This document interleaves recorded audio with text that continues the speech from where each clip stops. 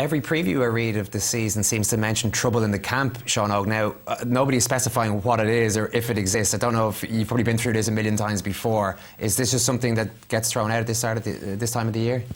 Well, obviously, you have to bear in mind winter when there's no games. People are trying to fill spaces.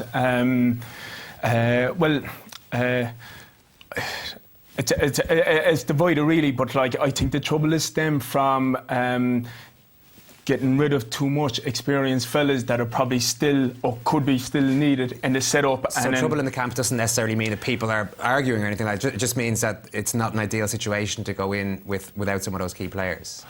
True to an extent, the way I kind of felt from last year, the way the manager were kind of steering towards it, going towards, it didn't matter whether you were experienced or whether you were still putting in the performances. They were just going a different route altogether, yeah. And just unfortunately for players that fell into that bracket, John Garden included. Dahi mentioned a couple of others like Seán Óg, Niall McCarthy. Whether we're putting in sterling performances or not, they were just wanting to go a different route. Obviously, amongst